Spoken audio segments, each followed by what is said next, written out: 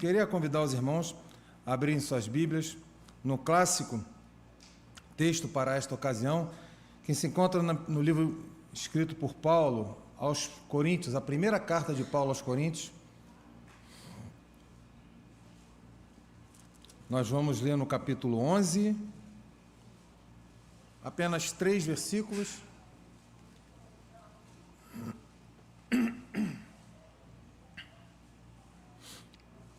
Amém? Podemos? Versos 23, 24, não, são 4 na verdade, 23, 24, 25 e 26. Eu vou ler na minha versão, os irmãos acompanhem, por gentileza.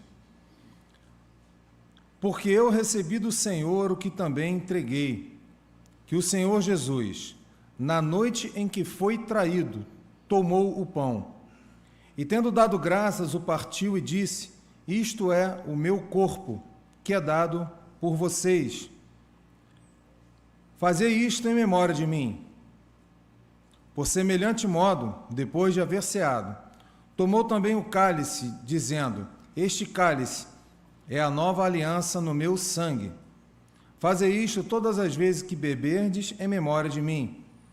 Porque todas as vezes que comerdes este pão e beberdes este cálice, anunciais a morte do Senhor até que Ele venha. Vamos orar mais uma vez. Pai querido, obrigado pela Tua palavra esta infalível, inerrante, que está aberta agora diante de nós, que o Senhor, Pai, com a Sua providência, permitiu, ó Pai, que chegasse até nós nos dias de hoje, para nos orientar, para nos exortar, para nos ensinar, e também, ó Deus, para iluminar os nossos caminhos, os nossos passos,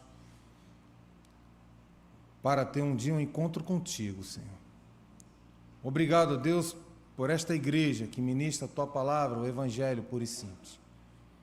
E agora, Deus, na função de ministro do Senhor, eu te peço, ó Deus, uma iluminação especial sobre a minha vida, para que não seja eu, ó Deus, mas o Teu Santo Espírito falando através de mim. Ó Deus, que o Teu nome seja glorificado, honrado e adorado. E obrigado pelo corpo de Cristo. Obrigado pelo sangue de Cristo derramado na cruz. Porque hoje, ó Deus, isto nos permite, mais uma vez, lembrarmos para anunciarmos o grande dia do Senhor. Façamos assim e adoramos o Teu nome, no nome santo de Jesus. Amém e amém. Meus irmãos, quando Jesus encontrou com a mulher samaritana, esse texto está registrado, eu gosto muito desse registro feito por João, no capítulo 4, aquela mulher, ela fez uma pergunta para Jesus: aonde deveria se adorar a Deus? Quando o reino de Israel se dividiu, o reino do norte, então chamado de samaritanos, eles construíram o seu próprio templo, né, o templo de Gerizim. E eles então começaram a adorar a Deus num templo completamente diferente daquele templo que Deus havia determinado para adoração a Ele. O problema é que o reino do norte ele se enfraqueceu. Ele foi dominado por outras culturas e vários elementos começaram a ser introduzidos no templo, na adoração ao Senhor. Essa adoração, esse culto samaritano, depois ficou muito conhecido pelo culto dos bezerros de ouro. Então, essa mulher, ela pergunta para o Senhor Jesus: Senhor, aonde nós devemos adorar? Porque vocês falam num lugar, nós entendemos que é em outro. E Jesus corretamente adverte aquela mulher, falando: olha, a salvação ela vem dos judeus. Então, o local correto de adorar seria em Jerusalém. Porém, nós sabemos que com o passar do tempo, em Jerusalém também foram introduzidos elementos no culto, elementos esses que afastaram o povo dos verdadeiros propósitos do Senhor, da verdadeira adoração. E foram introduzidos vários elementos, símbolos, várias coisas que não estavam na adoração. E Jesus falou para ela: olha, é chegado o tempo em que não se adorará nem em Gerezim, nem em Jerusalém, e não importa mais o lugar, mas Deus está procurando verdadeiros adoradores, aqueles que adorem em espírito e em verdade. Por isso, Jesus Cristo fala para ela, olha, não importa mais aonde você esteja, não importa mais em que lugar você esteja, o importante é que se adore a Deus de uma forma correta. Deus procura os verdadeiros adoradores. O importante é fazer a adoração da forma correta. Jesus certamente estava apontando aqui para os elementos que não agradam a Deus. E nós sabemos, graças a Deus, nós temos muitos ensinos nesta igreja. E sabemos que os elementos que são aceitos por Deus na adoração, no culto, é a água do batismo e o conjunto de elementos da ceia do Senhor. E sabemos que esses elementos compõem aquilo que nós chamamos de ordenança. São as ordens que Deus deixou para a igreja. O batismo e a ceia do Senhor. Sabemos que ambos estão ligados. É necessário que aquele que confesse Jesus Cristo como Senhor e Salvador passe pelas águas do batismo para que possa publicamente professar que morreu para o mundo e que agora vive uma nova vida, vive um novo eu, vive um novo ser.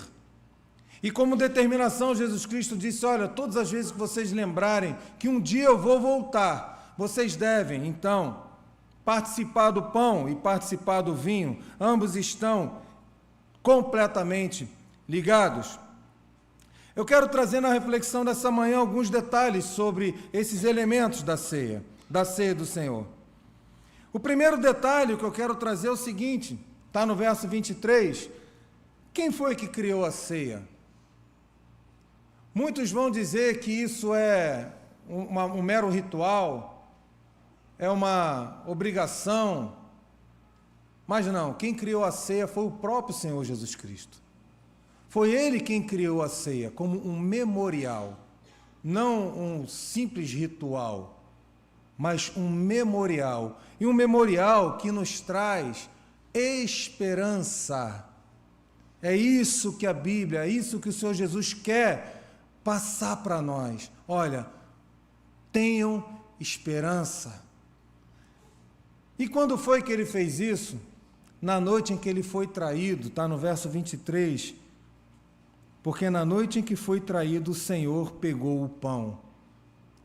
Meus irmãos, tenta imaginar, só sendo o mesmo Deus, só sendo o mesmo o Senhor Jesus, sabendo que no meio deles estava um homem que iria traí-lo, um homem usado pelo inimigo para que tentasse atrapalhar os planos de salvação, mas ele com um amor profundo, com um amor incalculável, ele estabelece uma nova aliança com o seu povo.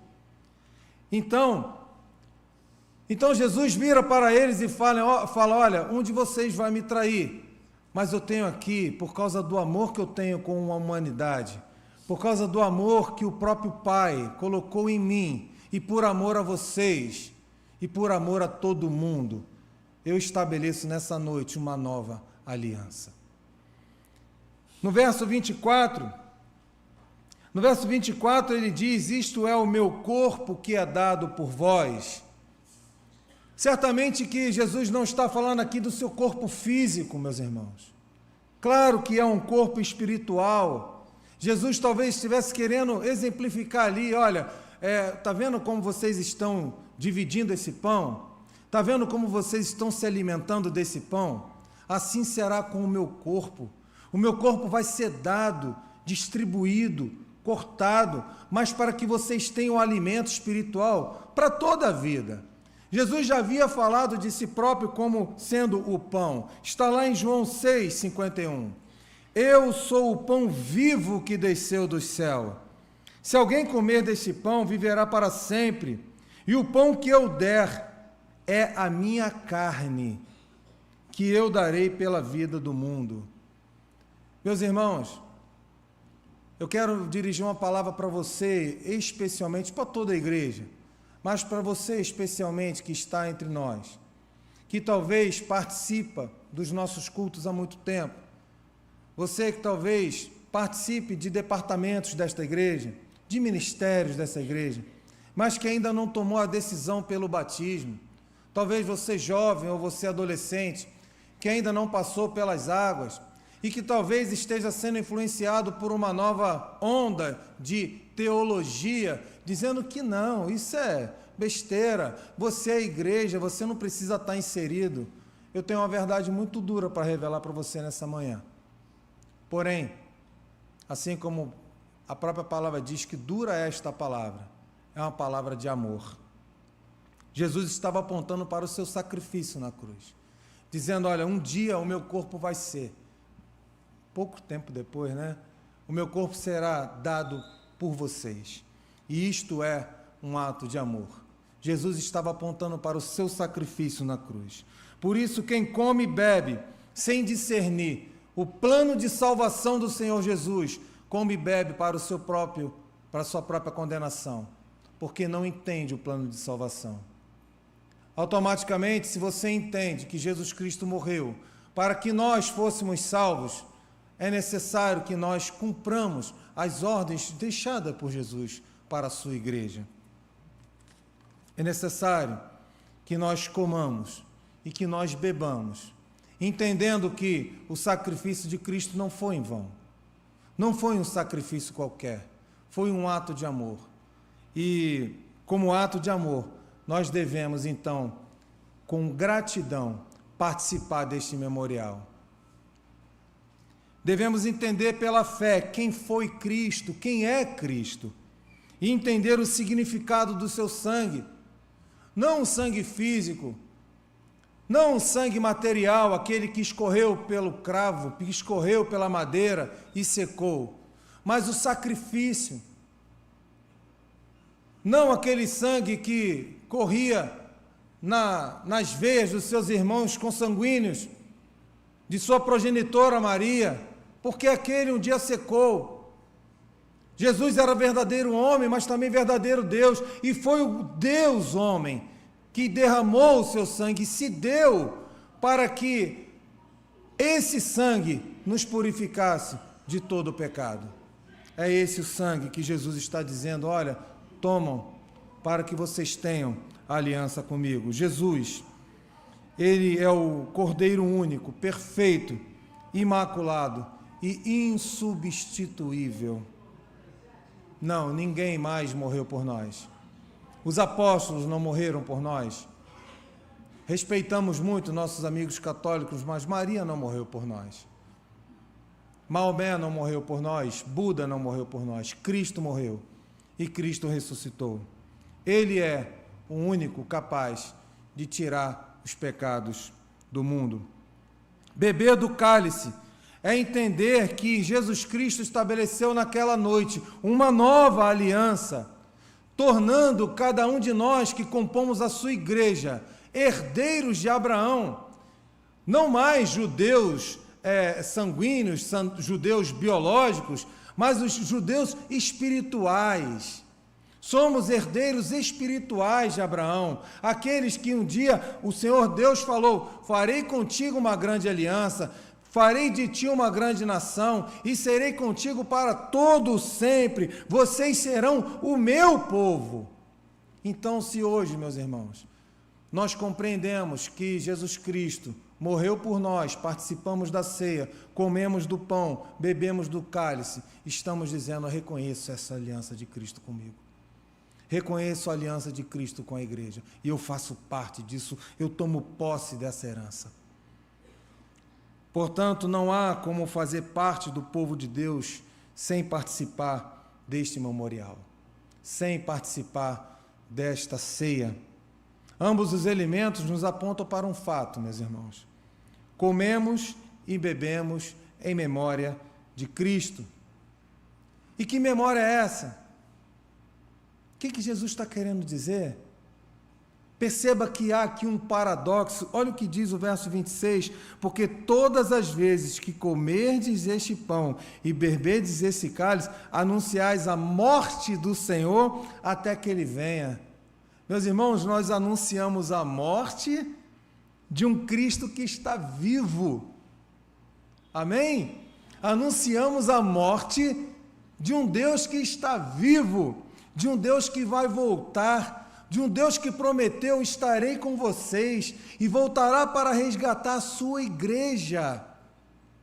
Então é um motivo de alegria, é um motivo de nós então demonstrarmos para o Senhor a nossa gratidão, porque nenhum outro prometeu isso e nenhum outro pode cumprir isso. Lembrem-se, eu morri, eu ressuscitei, eu fui para o Pai, mas um dia eu vou voltar para resgatar vocês. Então o sofrimento que vocês estão passando agora é passageiro.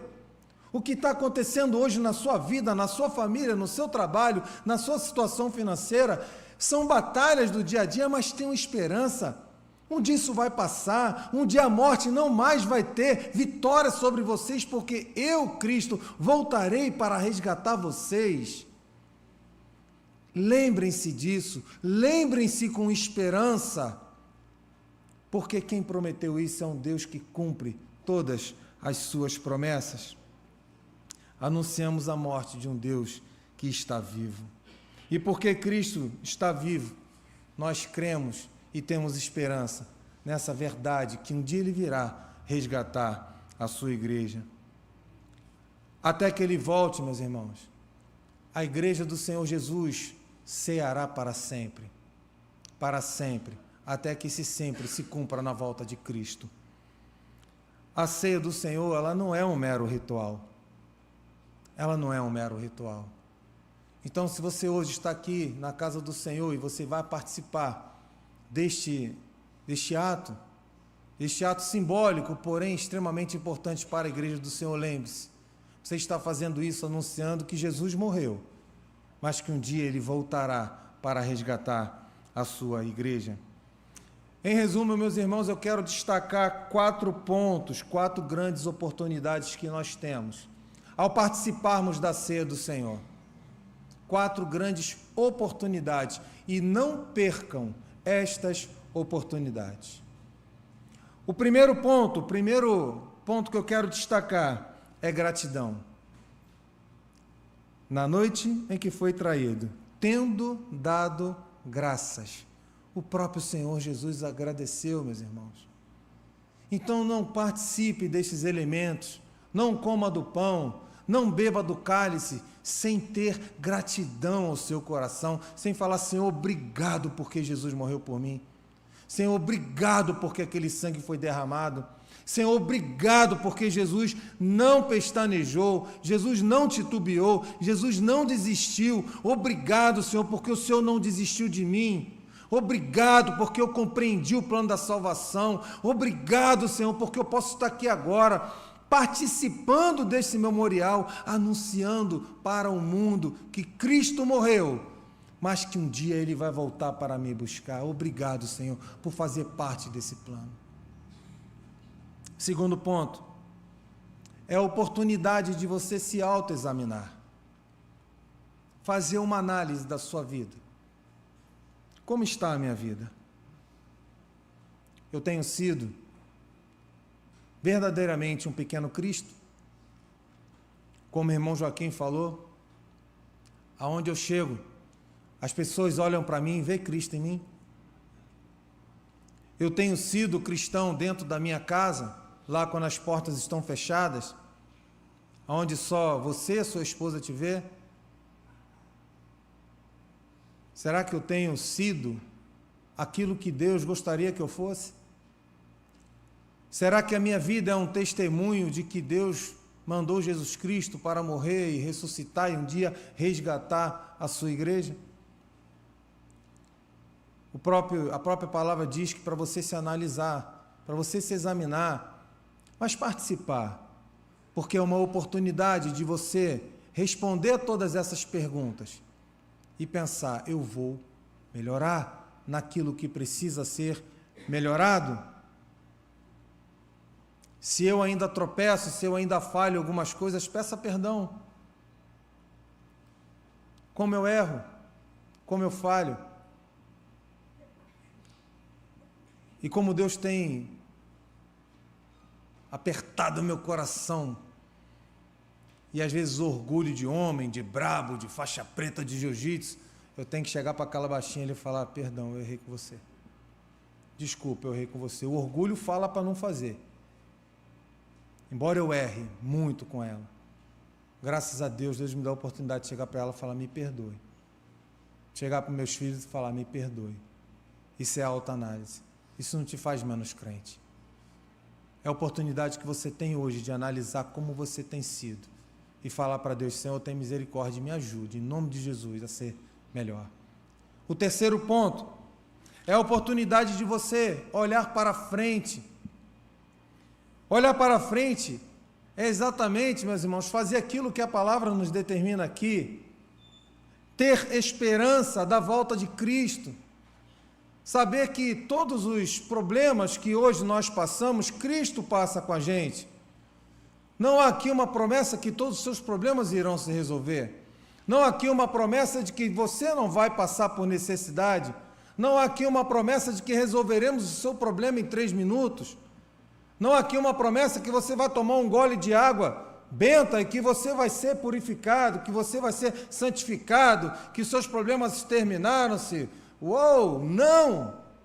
É a esperança que Cristo nos dá, que eu passarei com você pelo barco, pelas tempestades da vida, eu estarei contigo, a tua vitória não está neste mundo, está no mundo por vir. Esta é a esperança. Olhe para frente com esperança e creia que os problemas, as tempestades desta vida só servem para te fazer crescer e para testemunhar ao mundo que você tem uma paz verdadeira e uma paz que o mundo não entende. O mundo não entende. O quarto ponto é a oportunidade de olharmos para o lado. E olhar para o lado quer dizer ter comunhão com os nossos irmãos. Veja que o Senhor Jesus aproveitou uma oportunidade onde tivessem todos os discípulos reunidos. E ali houve então um momento de adoração, eles cantaram hinos, eles adoraram a Deus. E neste momento você tem a oportunidade de estar na casa do Senhor, adorando, cantando hinos de louvores a Deus. Mas como está a tua vida com o teu irmão? Como está a sua amizade com o seu irmão? Como está o perdão que você precisa liberar para o seu irmão? Não precisa seu irmão te pedir perdão. Libera. E você? Será que você já olhou para si e pensou assim: eu tenho que pedir perdão para aquele irmão? Ah, mas ele não vai perdoar. Tudo bem, aí é problema dele. Eu faço a minha parte. Mas participa da ceia, meu irmão. Participa da ceia, minha irmã.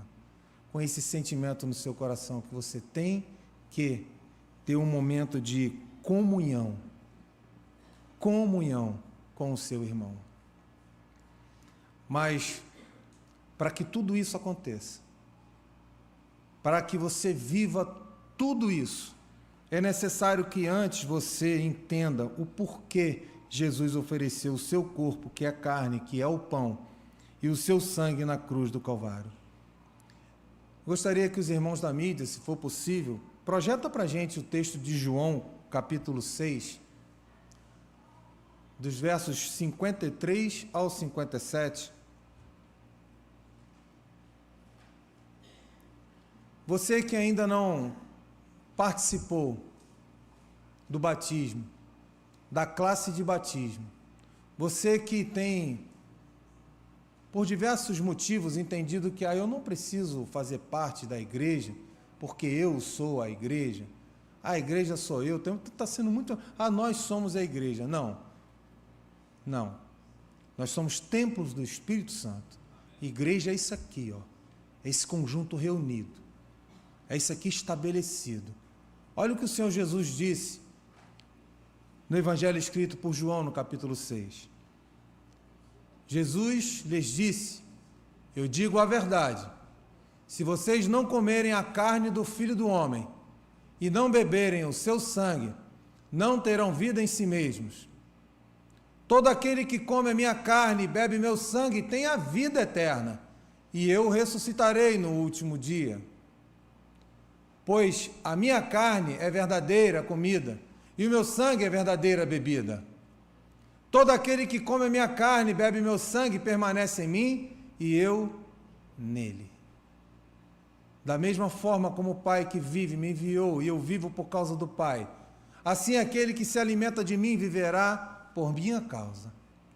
Meus irmãos, é lógico que Jesus está falando do seu corpo espiritual, do seu sangue espiritual, mas que para que Jesus permaneça em você e você permaneça em Jesus, é necessário que você coma desse pão espiritual, que você beba desse vinho espiritual, mas para que para isso aconteça, para que você mostre ao mundo que você faz parte do corpo de Cristo, é necessário que você participe desse memorial, porque sem participar desse memorial você se engana.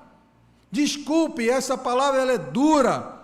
Desculpe se essa palavra te causa dor, mas se você não quer ser batizado, se você não participa da ceia de uma forma que achar que não precisa, Cristo não está em você e você não está em Cristo. Você pode ter plena convicção disso, mas cuidado com o engano. Porque aquele que passa pela água, aquele que tem Jesus Cristo verdadeiramente como seu Senhor, ele quer mostrar para o mundo que ele é uma nova criatura, ele quer anunciar a memória que Cristo nos deixou, que um dia voltará. E o memorial é esse. Então, se você ainda não tomou essa decisão, procure hoje ainda, você jovem, você adolescente, você adulto, você ancião, se você ainda não passou pela água do batismo, se você ainda não participa da ceia do Senhor, mas que você entende que este convite de Deus para a sua vida, procure fazer isso ainda hoje.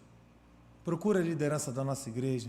Fala, eu quero participar desse memorial, eu quero anunciar que Cristo morreu por mim, eu quero anunciar que Cristo vai voltar, eu quero fazer esse ato de fé, de esperança, e dizer para a minha família, para os meus amigos, para aqueles que estão perto de mim, eu creio na volta de Cristo. Eu quero participar desse memorial. Vamos anunciar a morte de Cristo e vamos anunciar a nossa esperança através da ceia do Senhor. Amém.